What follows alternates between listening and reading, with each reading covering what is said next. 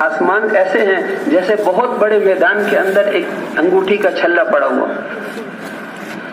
اور یہ سارے آسمان چڑچڑاتے ہیں۔ اطت السماء، جیسے نئی کرسی پر آدمی بیٹھے یا نئی چیز پر تو وہ اس میں آواز آتی ہے، ایسے ہی وہ آسمان چڑچڑاتا ہے۔ اور کیوں نہ چڑچڑائے؟ اس لیے کہ کسی آسمان پر 4 انگلیوں کے برابر بھی جگہ خالی نہیں جہاں فرشتے اللہ کی عبادت میں نہ لگے ہوئے۔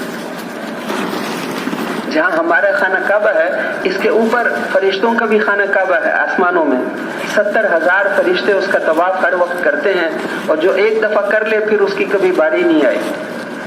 بارش کے ہر قطرے کے ساتھ فرشتے، انسان کے ساتھ کتنے فرشتے اللہ نے بنائے ہیں۔ یہ اللہ جل شأنہ لہ معقبات من بین یدیہ ومن خلفہ یحفظونہ من امر اللہ۔ اللہ نے انسان کی حفاظت میں فرشتوں کو لگایا ہوا ہے، جب اللہ کا حکم آتا ہے وہ فرشتے ایک طرف ہو جاتے ہیں۔ پھر 2 فرشتے اس کے اعمال لکھنے کے لیے ہر وقت وہ روزانہ تبدیل ہوتے ہیں، صبح و شام۔ 7 ارب انسانوں سے زیادہ دنیا میں موجود ہیں۔ 14 ارب فرشتے فجر کے وقت آئے تھے اور 14 ارب فرشتے عصر میں آئیں گے۔ فجر سے پہلے دن والے فرشتے آ جاتے ہیں اور رات والے فرشتے فجر پڑھ کر جاتے ہیں، اس لیے فجر کی نماز میں دن والے بھی ہوتے ہیں، رات والے بھی ہوتے ہیں۔ ان قرآن الفجر کان مشہودا، فجر کی نماز فرشتوں کی حاضری کا وقت ہے۔ پھر عصر کی نماز میں عصر کی نماز پڑھ کر دن والے چلے جاتے ہیں۔ وہ فرشتے ہم میں سے ہر ایک کے ساتھ فرشتے، اللہ تو بھولتے نہیں، لیکن قیامت کے دن یہ مجرم انکار نہ کر سکے، لکھی ہوئی ہر چیز موجود ہے۔ اس لیے وہ فرشتے وہ یہ نہیں لکھتے کہ اس کے پاس پیسے کتنے ہیں، کپڑے کتنے ہیں اس کے، بلکہ اس کے اعمال کو لکھتے ہیں۔ اس نے غلط دیکھا یا صحیح دیکھا، اس نے بولا تو کیا، اس نے کام کیا تو اعمال کیا کی، اعمال کو لکھتے ہیں۔ اور اللہ کریم ہے، اس لیے دائیں طرف والا فرشتہ جو نیکیاں لکھنے والا ہے اس کو امیر بنایا ہے، وہ امیر ہے۔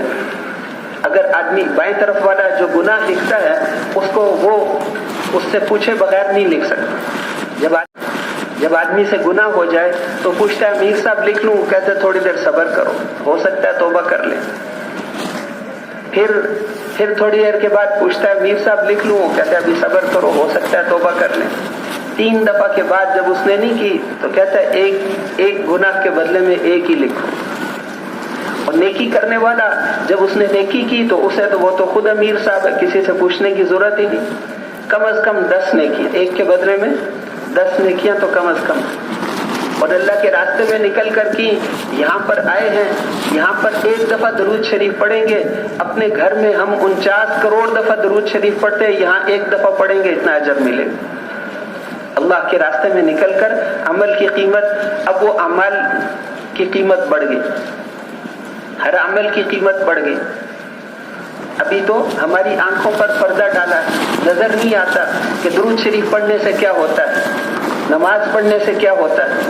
مرنے سے پہلے اللہ وہ پردہ ہٹا دیتے ہیں، پھر نظر آئے گا کہ مرنے آدمی کو عمل کرنے سے کیا ہوتا ہے، درود شریف سے کیا ہوتا ہے۔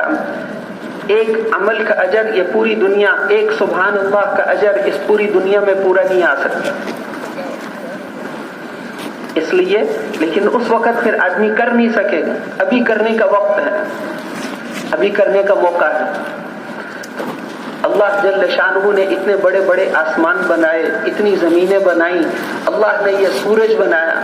قل ارأيتم ان جعل الله عليكم الليل سرمدا الى يوم القيامة، اے انسانوں مجھے یہ بتاؤ اگر ہم ہمیشہ کے لیے رات ہی رات بنا دیتے تو اللہ کے علاوہ کون تھا جو تمہیں ایسی روشنی والا دن بنا کر دیتا، ایسا دن بنا کر دیتا۔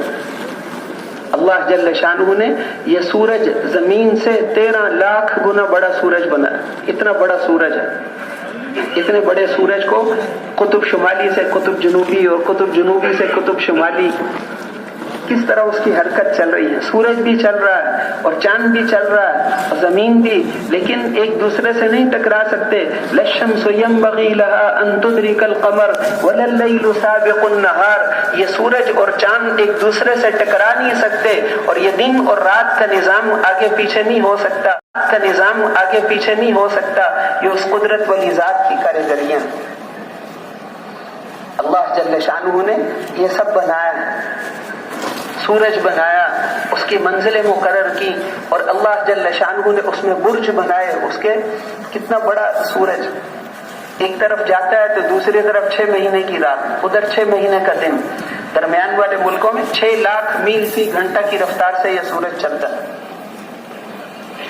اور پھر چاند اللہ نے بنایا، اس سے پھلوں میں مٹھاس آتی ہے، اس سے آدمی کے جسم کے خون کی حرکت پر اور سمندروں کے اندر پانی کی موجوں پہ اثر پڑتا ہے۔ خاص راتیں ہیں چاند کی جس میں یہ موجیں حرکت کرتی ہیں، آدمی کے جسم کے خون کا بھی حساب اس کے ساتھ ہوتا ہے۔ اس لیے حضور صلی اللہ علیہ وسلم نے ارشاد فرمایا کہ مہینے کی، چاند کے مہینے کی 17 اور 19 اور 21 تاریخ کو پشنے لگاؤ گے تو نقصان نہیں ہوگا۔ 17 اور 19 اور 21 تاریخ کو خون کی گردش اس چاند کے حساب سے وہ ایسی جگہ پر ہوگی کہ اس میں نقصان نہیں ہوگا، تو اس لیے اس پہ اثر پڑتا ہے۔ یہ اللہ جل شانہ کا نظام ہے۔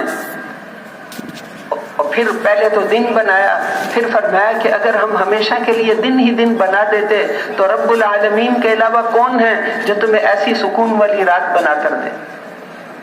اللہ نے رات بنائی، وَمِن رَحْمَتِهِ جَعَلَ لَكُمُ اللَّيْلَ وَالنَّهَارَ، محض اپنے فضل و کرم سے اس نے رات اور دن بنائے تاکہ تم رات میں سکون حاصل کر سکو اور دن میں اللہ کی روزی کو تلاش کر سکو۔ اللہ نے اپنے فضل و کرم سے بنائے، یہ اللہ کا احسان ہے۔ حکومت والے تھوڑی سی بجلی دیتے ہیں، وہ کتنا بل مانگتے ہیں؟ اللہ جل شانہ ہر جگہ یہ سورج کی روشنی سے سارے فائدہ اٹھاتے ہیں، فصلیں پکتی ہیں، مہینوں کا حساب لگاتے ہیں، اس سے جو ہے وہ سارے روزے کا حساب، ساری چیزوں کا، لیکن وہ کبھی بل نہیں مانگا، بل کبھی نہیں مانگا۔ افریقہ کے صحراؤں میں ہماری تشکیل ہوئی تھی، وہاں پر انہوں نے کبھی بجلی دیکھی ہی نہیں، لیکن سورج سے وہ بھی سورج کے بغیر زندہ نہیں رہ سکتے، وہ بھی سورج کے بغیر زندہ نہیں رہ سکتے، سورج کے بغیر، لیکن کبھی بل نہیں آیا، بل کبھی نہیں آتا۔ یہ سورج اللہ نے بنایا، رات اور دن اللہ نے بنائے، یہ خود بخود نہیں رات اور دن آتے۔ یولج اللیل فی النہار ویولج النہار فی اللیل، اس پوری دنیا میں رات کو دن میں داخل کرتے ہیں اور دن کو رات میں داخل کرتے ہیں، یہ اللہ جل شانہ کی قدرت ہے۔